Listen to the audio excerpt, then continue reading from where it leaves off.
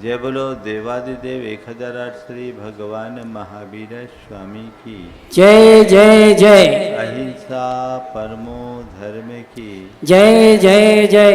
परम पूज आचार्य गुरुवर श्री विद्यासागर जी महाराज की जय जय जय।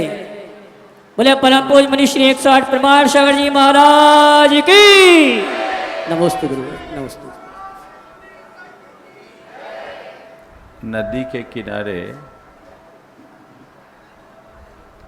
एक चट्टान थी।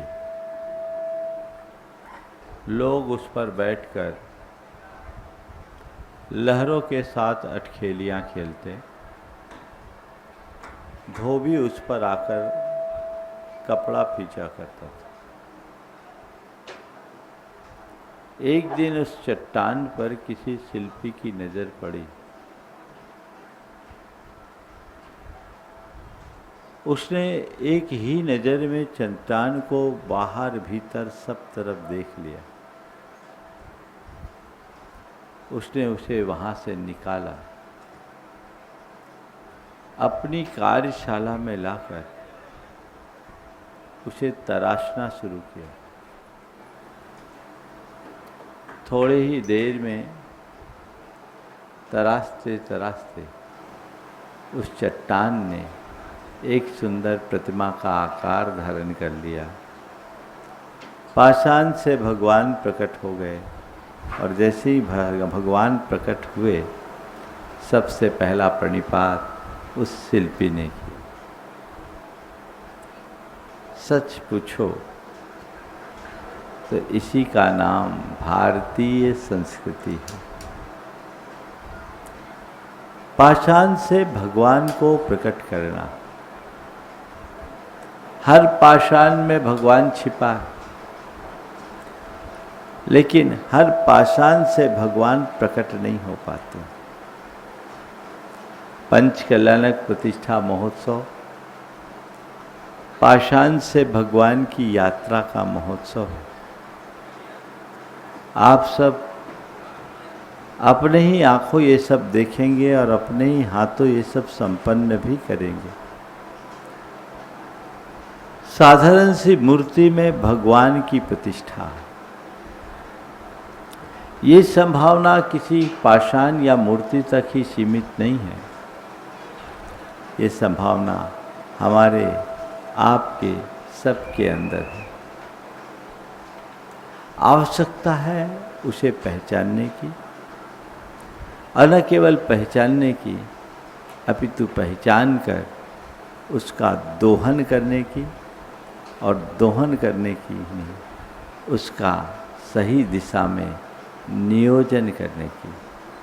आज 4 बातें आप सबसे कहूँगा। शक्ति, शक्ति की पहचान, शक्ति का दोहन और शक्ति का नियोजन। शक्ति हम आप सब में है, और वही शक्ति है जो परमात्मा में है। तत्वतः हम में और परमात्मा में कोई अंतर नहीं, सब समान है। जैन धर्म कहता है अप्पा सो परमप्पा। थोड़ा डिस्टर्ब हो रहा है।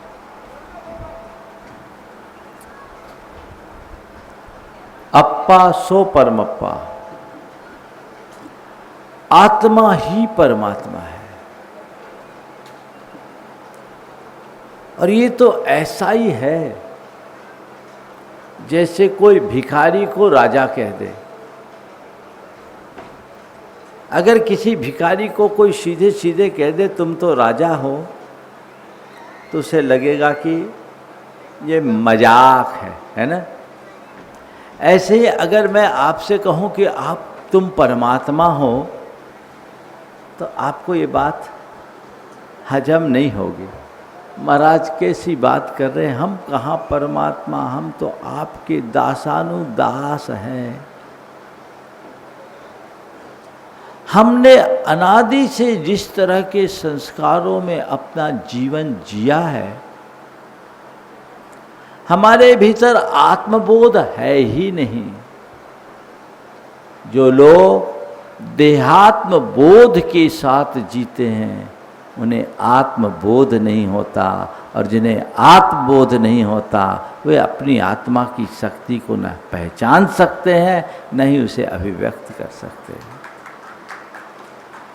ये पंचकल्याणक उस आत्म शक्ति का एहसास करते हुए उसके उद्घाटन की दृष्टि पाने का आयोजन है। आप पंचकल्याणक में भाग लेंगे। आजकल तो बहुत पंचकल्याणक होते हैं। कई लोगों को तो पंचकल्याणक के सारे दृश्य रट से गए होंगे। आप इसके बाद ये होगा, इसके बाद ये होगा, इसके बाद ये होगा। मैं कहता हूँ ऐसे पंचकल्याणक से कोई खास लाभ होने वाला नहीं है। पंचकल्याणक को आप एक कार्यक्रम की भांति देखोगे तो कुछ भी नहीं मिलेगा, और पंचकल्याणक के भीतर छिपे हुए जीवन के विज्ञान को देखोगे तो सब कुछ मिलेगा। हम परमात्मा की जीवन यात्रा को देख रहे हैं। सच पूछा जाए तो वो जो परमात्मा की जीवन यात्रा है वो हमारी आपकी भी बन सकती है, यदि उस यात्रा को देखकर अपनी अंतर यात्रा का सूत्रपात करे तब। मेरे भीतर वह सब शक्ति है जो परमात्मा में है। अहम ब्रह्मस्मि, मैं ब्रह्म स्वरूप हूं, मैं परमात्मा स्वरूप हूं। इस बात का एहसास, आभास नहीं है। शक्ति की पहचान ही नहीं तो आभास कहां से होगा। सम्राट होकर के भी हमने अपने आप को भिखारी मान रखा है, तो हमारी मानसिकता में जब तक भिखारीपन है हमारा सारा जीवन भिखारियों जैसा ही बीतेगा। और आज तक हम आपके साथ यही रहा, अपने भीतर के वैभव और साम्राज्य से अनभिज्ञ रहने के कारण सम्राट होकर भी भिखारी जैसा जीवन जीते आए। संत कहते हैं बुझ बुझ, जानो जानो अपने आप को पहचानो,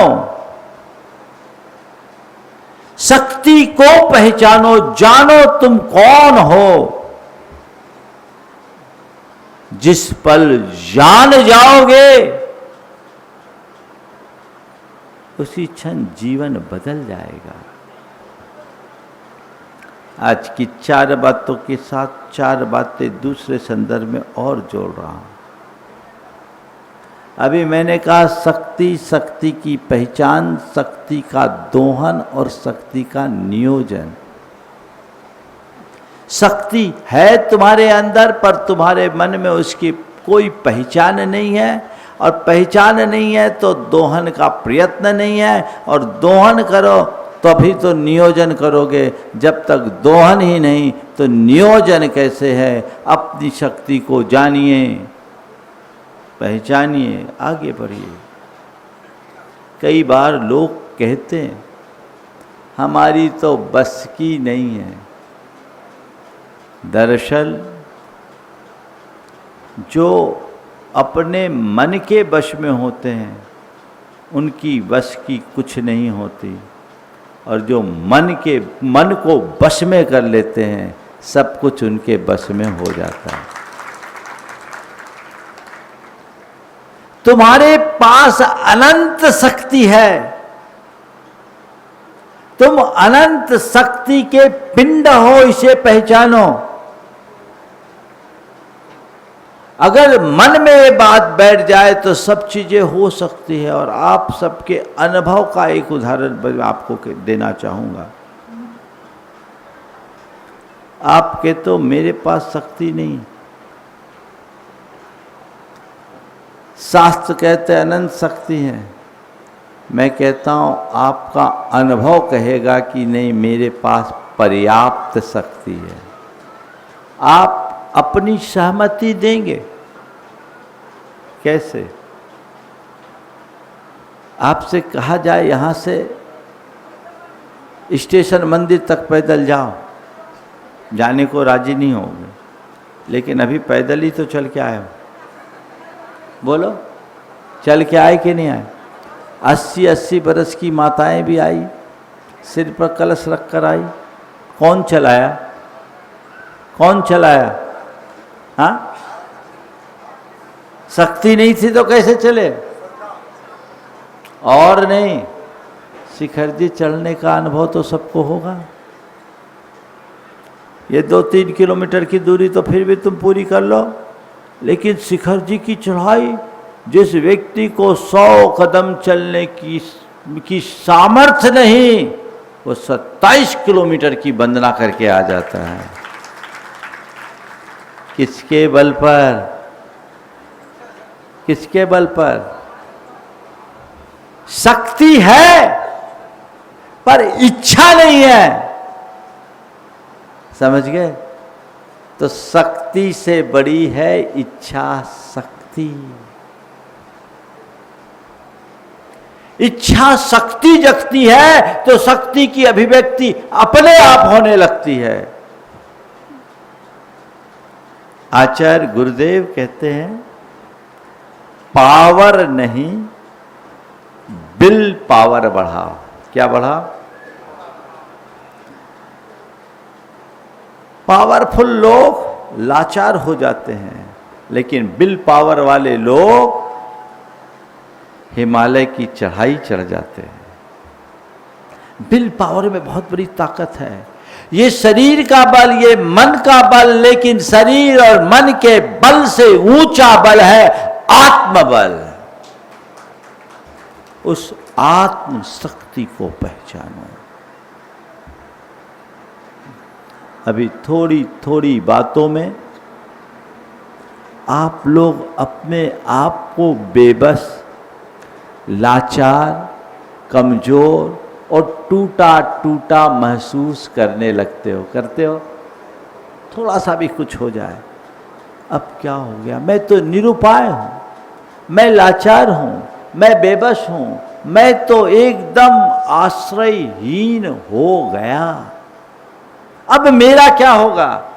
और कई लोग इस ऐसी स्थितियों में डिप्रेशन के भी शिकार हो जाते हैं। पर संत कहते हैं, जिस दिन तुम अपने आप को पहचान लोगे ना, इससे बड़ी बड़ी विपदा भी आएगी तो तुम उसे पार कर लोगे, क्योंकि तुम्हें इस बात का बोध हो जाएगा कि मुझ में अनंत शक्ति है और मेरा बाल बांका भी नहीं हो सकता।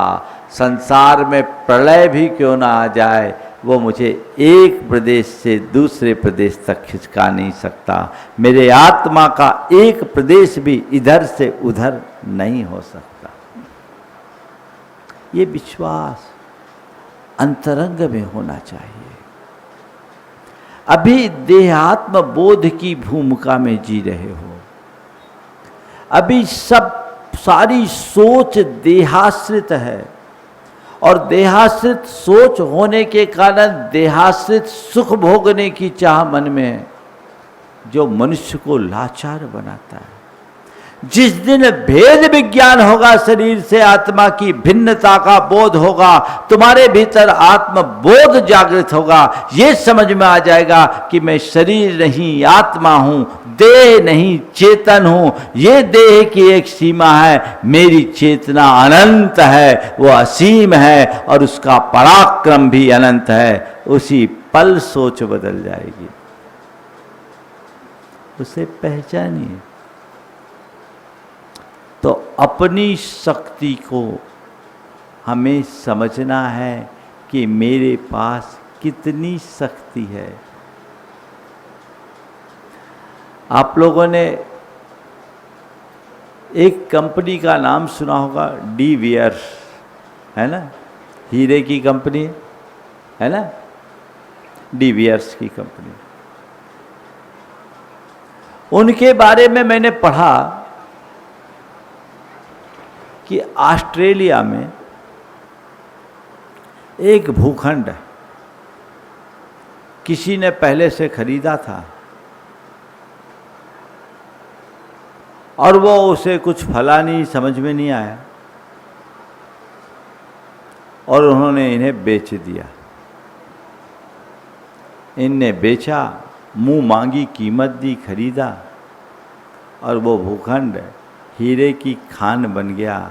आज दुनिया की सबसे नामी कंपनी में उसे गिना जाता है। सवाल एक है, हीरा तो पहले भी था, ऐसा तो नहीं कि इनके खरीदने के बाद अंदर से प्रकट हुआ। हीरा जहां था वहीं था, जिस रूप में था उसी रूप में था। फर्क केवल इतना था, पहले वाला जानता नहीं था और बाद वाला जान गया। जो जान गया वो पा गया और जो अनजान बना वो रह गया, है ना। तो तुम्हारे भीतर उस हीरे की खान है। जब उसे पहचान लोगे, जीवन का काया पलट होगा। और जब तक उसे पहचान नहीं पाओगे, कुछ भी नहीं होगा। अपने भीतर की उस शक्ति को पहचानो, जानो, जागो, त्यागो, जियो। क्या बोला? जानो, जागो, त्यागो, जियो। जानो मैं कौन हूं, मेरी सीमा क्या है, मेरी शक्ति क्या है, मेरी क्षमता क्या है, मेरी योग्यता क्या है। चिदानंद घन स्वरूप अपने भीतर विराजमान परमात्मा को जो जान लेता है, उसी पल उसकी दृष्टि बदलती है, उसकी चेतना जागती है, मोह निद्रा टूट जाती है और जैसे ही चेतना जागती है, सारा सपना टूट जाता है। अभी सब अनजान हैं और सो रहे हैं, सपने में जी रहे हैं, सपना गढ़ रहे हैं और सपना बुन रहे हैं, सपने में जी रहे हैं। लेकिन ये सब कब तक है? जब तक आंखों में नींद है। निद्रा खुलते ही स्वप्न और सत्य का स्पष्ट आभास हो जाता है और जिसे ये आभास होता है कि जीवन का सत्य क्या है, उसकी चेतना जाग जाती है। फिर कुछ नहीं होता, बदल जाता है। उसके जीवन की दिशा और दशा सब कुछ बदल जाती है। और जैसे ही व्यक्ति को अपनी असलियत का पता लगता है, उसका व्यवहार भी बदल जाता है और व्यवहार बदलते ही जीवन की परिणति बदल जाती है। अपने आप को जानिए। एक व्यक्ति जो बचपन में अपने माता पिता से बिछड़ गया,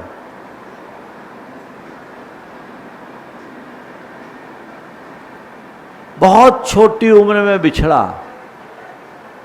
उसके माँ बाप ने उसे बहुत खोजा पर उसका कहीं पता नहीं चला। वो भीख मांगते मांगते गुजारा करने लगा। एक नगर सेठ का बेटा भीख मांगकर अपना गुजारा कर रहा है और करीब 25 वर्ष बाद भीख मांगता मांगता एक रोज अपने ही घर में आ गया। अपनी झोली फैला के बैठ गया, मुझे कुछ भीख दे दो। गृहस्वामिनी जो कभी उसकी माँ थी, उसने उसे भिक्षा देने के लिए हाथ बढ़ाया, लेकिन उस पर नजर पड़ते ही उसका मातृत्व उमड़ पड़ा। उसके आंचल भीग उठे। उसने उसे गौर से देखा, आंखों में अतीत उमड़ पड़ा, कहीं ये मेरा बेटा तो नहीं है, बचपन में खो गया था, 25 बरस हो गए उसे खोए, और ये उस समय 3 साल का था, 28-29 साल का लग रहा है। इसकी शक्ल में भी मुझे मेरे बेटे की झलक दिख रही, और इसको देखकर मेरे आंचल में दूध उमड़ रहा है। हो ना हो ये मेरा बेटा होगा। मातृत्व उमड़ा और उसके मुख से निकल गया, बेटा भीतर आ, बेटा भीतर आ। भिखारी हिचकिचाया, मैं भिखारी एक सेठ के घर में भीतर कैसे प्रवेश करूं? उसने कहा, बेटा तू भीतर आ, ये तेरा घर है, तू भीतर आ। उसने अपने पति को आवाज दी, पति आए, बोले देखो तो कहीं, मुझे तो लग रहा है ये अपना बेटा है। उस भिखारी ने कहा, माता आप कैसी बात कह रहे हो, मैं जन्म से भिखारी, जब से मैंने होश संभाला भीख मांग मांग कर अपना जीवन गुजारा, आप नगर सेठ, मैं आपका बेटा कैसे हो सकता हूं? तब तक पिता भी आ चुका था। उसने भी बेटे की शक्ल देखी और कहा, बेटा तुझे अब कोई विचार करने की जरूरत नहीं, तू सच में मेरा बेटा है और ये तेरी माँ है, और मैं तुझे इसका प्रमाण भी प्रस्तुत कर देता हूँ। देख, बचपन में तेरे हाथ में हमने एक गुदना लिखवा रखा था, उसमें हम दोनों का नाम था, और उसमें जैसे उसका हाथ दिखाया उसके माता पिता का नाम अंकित था। बेटे ने गुदने को देखा, माता पिता को देखा, उसको लगा सच में यही मेरे माता पिता है। चरणों में गिर पड़ा, काश मुझे पता लगता कि मैं सेठ की संतान हूँ तो भीख मांगने को मजबूर नहीं होता। और जैसे उसे सत्य का एहसास हुआ, वो घर में प्रवेश किया, उसे माँ बाप ने नहलाया धुलाया, अच्छे कपड़े पहनाए और उसे सेठ की तरह रखना शुरू कर दिया, और वो बेटा भी उसी पल से सेठ बन गया। कब? जैसे ही अपने आप को जाना, भिखारी भी सेठ बन गया। आप भी सेठ हो, पर क्या बने हो?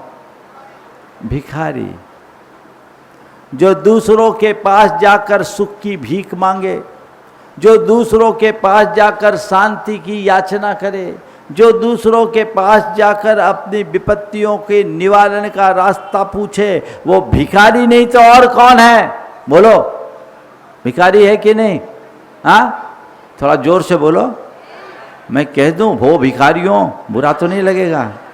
हाँ, बुरा लग जाएगा।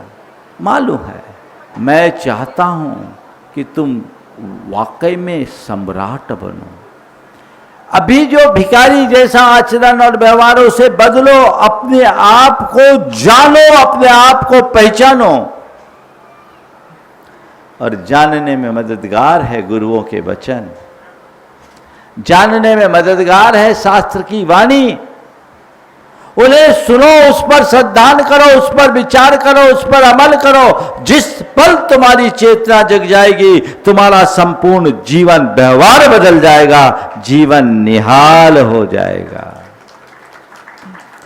तो इस पंच कल्याणक प्रतिष्ठा महोत्सव का मूल उद्देश्य अपने आप को जानना है, अपनी शक्ति को पहचानना है। मैं अनंत शक्ति का पिंड हूँ, मैं चैतन्य स्वरूप हूँ, मैं ब्रह्म स्वरूप हूँ, और मुझे धीरे धीरे उस शक्ति का उद्घाटन करना है, दोहन करना है। हमारे ऊपर जमे हुए मोहों के संस्कार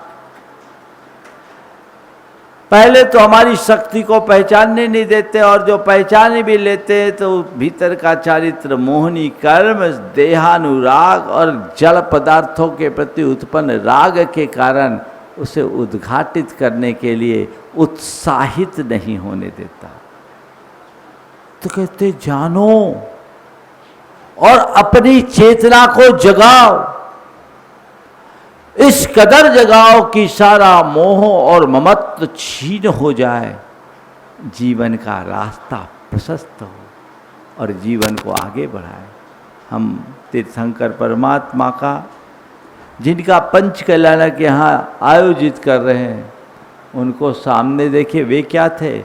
एक दिन वे भी हमारी आपकी तरह कभी ऐसे ही किसी धर्म सभा में नीचे बैठकर तत्व की बात सुन रहे होंगे, आप हम सब सुनते आए, लेकिन उस श्रवण का कोई अर्थ नहीं जो अंदर में ना उतरे। उनके अंदर में उतरा, उनकी चेतना जागी, उनने अपने जीवन को रूपांतरित कर लिया और वे साधारण प्राणी से तीर्थंकरत्व को प्राप्त कर लिए। उनका ही उपदेश है, तुम भी ऐसा कर सकते हो। तीर्थंकर कोई आत्मा विशेष नहीं होते, वे हमारे आपकी तरह साधारण प्राणी होते हैं जो अपनी चेतना को जगाकर, चेतना का क्रमिक विकास करते हुए तीर्थंकरत्व को प्राप्त करते हैं। चेतना को जगाकर उस तीर्थंकरत्व को प्राप्त करते हैं, हम भी प्राप्त कर सकते हैं। ये पंच कल्याणक है, आज से उसकी शुरुआत है। तो हमें जानना है, जागना है और अपने मोह को त्यागना है।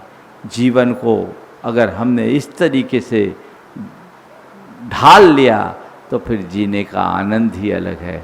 अपने आप को जानो, चेतना को जगाओ और जो त्यागने योग है उसे त्यागो, ताकि हम जीने का रस ले सके, जीने का आनंद ले सके और अपने जीवन को आगे बढ़ाने में समर्थ हो सके। आज पंच कल्याणक से संबंधित कुछ प्रारंभिक बातें भी कर देना मैं ज़्यादा अपेक्षित समझता हूँ। पाया पंच कल्याणक को लोग एक आयोजन के रूप में देखते हैं, पर मैं आप सबसे कहता हूँ, पंच कल्याणक को केवल एक आयोजन के रूप में मत देखना, क्योंकि आयोजन तो 5 दिन का है, ख़त्म हो जाएगा, फिर हासिल कुछ भी नहीं होगा। पंच कल्याणक महज एक आयोजन नहीं, पंच कल्याणक जीवन के रूपांतरण का अनुष्ठान है। आयोजन समाप्त हो सकता, अनुष्ठान अनंत तक चलता है। इसे अनुष्ठान बनाए और इस पंच कल्याणक कर रहे आयोजन भी है तो आयोजन के प्रयोजन को समझ करके चले। हम किस लिए पंच कल्याणक कर रहे हैं? भगवान की प्रतिष्ठा है। किसकी प्रतिष्ठा है? हाँ, ये तो मणिधर परिवार का पंच कल्याणक है, तो इन्हीं को बेदी में थाप देना। क्या हुआ? पंच कल्याणक किसका है? भगवान का। प्रतिष्ठा किसकी है? कौन करा रहा है? आप करा रहे हैं, भक्त करा रहे हैं। जिसकी निष्ठा है, सच्चे अर्थों में प्रतिष्ठा का अर्थ केवल उसके लिए है। निष्ठा के अभाव में प्रतिष्ठा का कोई अर्थ नहीं। तो आप सबसे मैं कहता हूँ, इस आयोजन के प्रयोजन को मत भूलना। एक ही प्रयोजन है, भगवान जिस भक्ति भाव से प्रेरित होकर हमने मंदिर बनाया, हम ये प्रतिष्ठा संपन्न करने जा रहे हैं, मेरे जीवन में उत्तरोत्तर वह भक्ति भाव बढ़ते रहे, वह भक्ति भाव बढ़ते रहे, जिससे मैं अपने जीवन को सफल और सार्थक बनाने में समर्थ हो सकूं। कई बार लोग ये भी सवाल करते हैं कि महाराज ये पंच कल्याणक है, तो इस पंच कल्याणक के लिए इतने ताम झाम की क्या जरूरत? भगवान मंदिर में विराजमान है, वहीं पंच कल्याणक करा लेते हैं। बढ़िया, तुम भी सस्ते में निपट जाते। हाँ,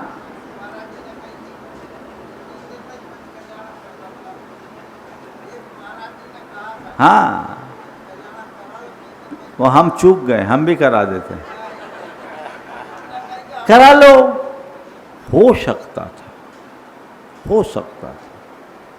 लेकिन इस तरह से जो बृहत स्वरूप दिया जाता है उसके पीछे एक बड़ी पवित्र भावना है। वो भावना क्या है? अच्छे कार्य में अधिक से अधिक लोग सहयोगी बन सके, सहभागिता बन सके। आज इतने सारे लोग लाभ ले रहे हैं यहां प्रत्यक्ष उपस्थित होकर, और लाखों लोग घर बैठे इसका लाभ ले रहे हैं। उनको अपने जीवन का पाठ पढ़ने का अवसर मिल रहा है, बोध पाने का मौका मिल रहा है, कुछ हासिल तो कर रहे हैं ना। ये उपलब्धि मैं आप सबसे कहता हूं, पाप करने का मौका है तो अकेले करना, और धर्म करने का मौका हो तो इकट्ठे होकर करना। धर्म सदैव इकट्ठे होकर करो, और पाप अकेले करो ही मत। करो तो अकेले करो, और ऐसा करो कि अपने आप को अकेला महसूस करने लगो, अकेले पड़ जाओ, ताकि उसकी दम भी निकल जाए। और धर्म जब भी करो सामूहिकता के साथ करो, ताकि उत्साह बना रहे। एक दिन मुझसे किसी ने सवाल किया, महाराज जी भगवान की पूजा करनी है तो इंद्र इंद्राणी बनने की क्या जरूरत?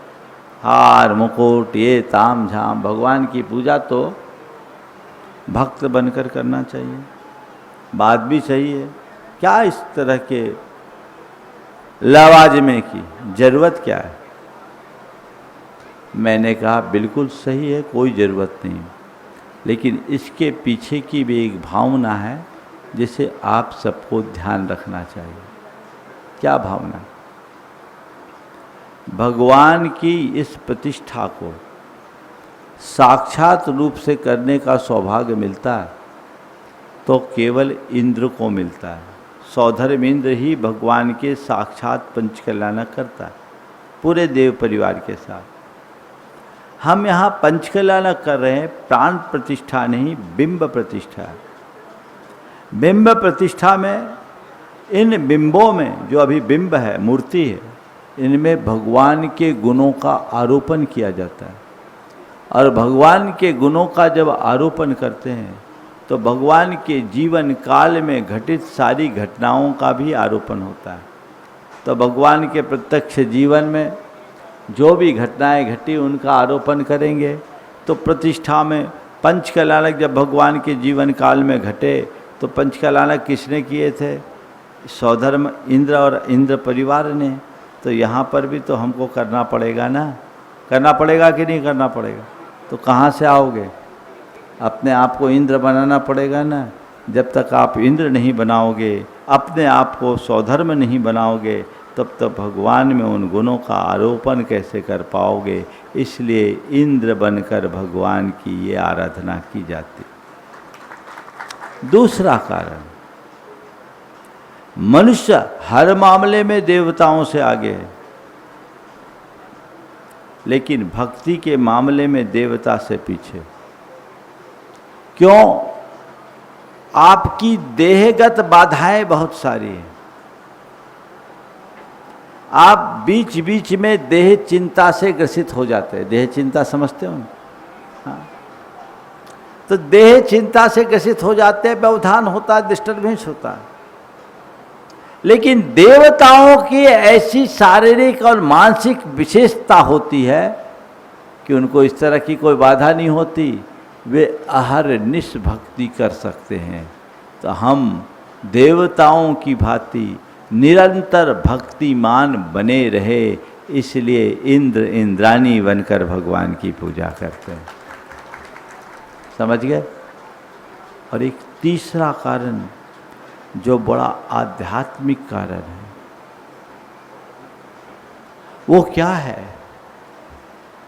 भगवान की पूजा आप इंद्र बनकर कर रहे हैं, देवी देवता का रूप धर कर रहे हैं, वो इस बात का प्रमाण है कि इस लोक में भगवान से ऊंचा कोई नहीं। सारे देवता देवी देवता भी उनके आराधक है, पूजा करते हैं, अपना वैभव न्यौछावर करते हैं। तो हमारे जीवन में यदि कोई पूज्य है तो ये भगवान ही है, देवी देवता नहीं, क्योंकि देवी देवता खुद इनकी पूजा करते हैं और तीन लोक का वैभव इनके चरणों में न्यौछावर होता है, इसलिए इनसे बड़ा कोई दूसरा नहीं है। इस भाव से भगवान की पूजा इंद्राणी बनकर आप लोग करते, समझ गए? ये दृष्टिकोण है। जिसके मन में ऐसी दृष्टि उद्घाटित हो जाती है वो अपने जीवन में बड़ा आनंद लेता है। लेकिन आप इंद्राणी तो बन गए, हम इंद्र बने हैं, बने ना, सब बन गए, अभी बन जाएंगे थोड़ी देर में, है ना। पर बस इतना ही भावना रखना कि भगवान हम इंद्र बन गए, आपके भक्त बने, तो आज इंद्र से जिनेंद्र बनने का भी शुभ अवसर प्राप्त हो सकता है। एक सवाल और आता है पंचकल्याणक से जुड़ा हुआ कि प्रायः तीर्थंकरों के जीवन चरित्र को जो दिखाया जाता है वो राजा महाराजा के रूप में ही दिखाया जाता है। 24 के 24 तीर्थंकर राज परिवार में ही उत्पन्न हुए। क्या ये सामंती मनोवृत्ति का द्योतक नहीं है? ये सवाल आता है। ऊपरी तौर पर देखे तो ऐसा ही दिखता है। सारे तीर्थंकर राजपुरुष हुए, राजा महाराजा हुए, कोई साधारण पुरुष नहीं हुए। मैंने कहा कि ये बात सही है कि सभी तीर्थंकर राजपुरुष हुए, राजा महाराजा हुए, लेकिन आप अगर उनके जीवन को पलट कर देखो, फ्लैशबैक में जाओ, तो आप पाओगे कि इन तीर्थंकरों की शुरुआत कुक्कुट और मरकट की पर्याय से हुई है। इन तीर्थंकरों की शुरुआत शेर और हाथी के पर्याय से हुई है। इन तीर्थंकरों की शुरुआत भील और दलितों के रूप में हुई है। तीर्थंकरत्व मनुष्यत्व का चरम विकास है और हमारे तीर्थंकर परमात्मा ने अनेक भावों में साधना की। 24 के 24 तीर्थंकरों के अतीत के 10 भाव को आप देखिए, जिसका पूर्ण रिकॉर्ड शास्त्रों में है। उन 10 भावों में उन्होंने निरंतर जब जब मनुष्य जीवन पाया, श्रावक अवस्था में देव पूजा और पात्र दान जैसे सत्कर्म किए, धर्म ध्यान किया और मुनि बनकर अपनी चेतना का उत्थान किया। भगवान महावीर 10 भाव पहले शेर थे, भगवान पारसनाथ 10 भाव पहले हाथी थे।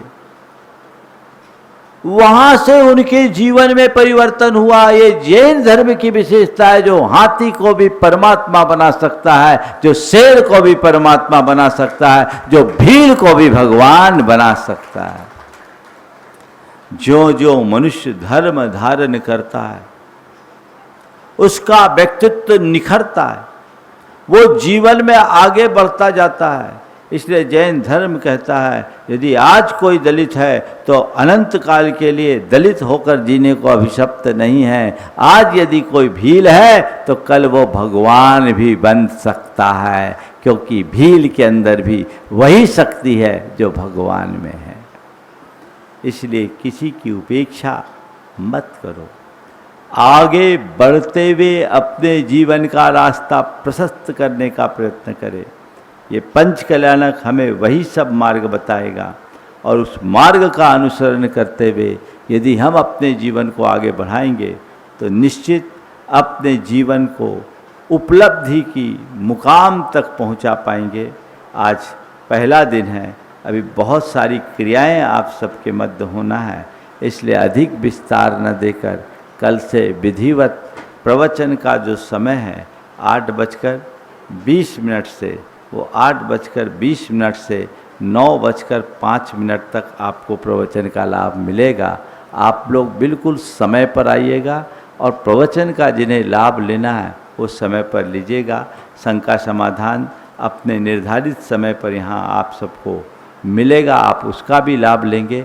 लेकिन मैं आप सबसे यही कहना चाहता हूँ, अपने अंदर के उत्साह को जगाइए, भक्ति भाव को बढ़ाइए, हृदय में एक आध्यात्मिक प्रेरणा जगाइए, जिससे ये पंच कल्याणक आप सबके कल्याण का मूल मंत्र बने। ये बात ध्यान रखना, हमारे शास्त्रों में ऐसी विधि तो है कि इन बिंबों में हम लोग मंत्र फूंके और बिंब को भगवान बना दें। मूर्ति में मंत्र फूंक कर भगवान बनाने की व्यवस्था शास्त्रों में है और हम लोग कर देते हैं, लेकिन किसी शास्त्र में ऐसा कोई विधान देखने को नहीं मिला कि हम लोग आपके कान में मंत्र फूंके और आप भगवान बन जाओ। ऐसा नहीं, ऐसी कोई व्यवस्था नहीं है। उसके लिए हर व्यक्ति को स्वगत पुरुषार्थ करना पड़ेगा, खुद को आगे बढ़ाना पड़ेगा, खुद को तैयार करना पड़ेगा। वो हम आगे बढ़ाएं, आत्ममुग्धता के साथ न जिएं, पाप भीरुता के साथ जिएं। मन में पाप भीरुता हो और धर्म की आंतरिक अभिरुचि प्रकट हो, जिससे हमारे जीवन का पथ प्रशस्त हो। प्रायः देखने में ये भी आता है कि बहुत सारे लोग धार्मिक क्रियाओं को करते हुए आत्ममुग्धता में जीने लगते हैं कि मैंने बहुत कुछ कर लिया, मैंने बहुत कुछ कर लिया, मैंने बहुत कुछ कर लिया। ये ऊपरी चीज़ें हैं। जब तक हमारी अंतर चेतना उससे नहीं जुड़ती, तब तक हमारी सारी बातें केवल बातें हैं। ये बात हमें समझना है। हमने अनंत काल में, अनादि से अनंत काल तक न जाने कितने दुखों को भोगा है, कितने कष्टों को सहा है, कौन कौन सी पर्यायों को प्राप्त किया है। अब ये दुर्लभ मनुष्य जीवन मिला है। इस जीवन को पाकर अपने जीवन के यथार्थ को जानने का उद्यम हमें करना चाहिए और उस यथार्थ को पहचानते हुए कल्याण का मार्ग प्रशस्त करना चाहिए। सभी के जीवन का मंगल हो, सबका कल्याण हो, सब अपने जीवन के मर्म को जानकर जीवन को आगे बढ़ा सके। इसी भाव के साथ मैं यहीं पर विराम ले रहा हूँ। बोलो अहिंसा परमो धर्म की।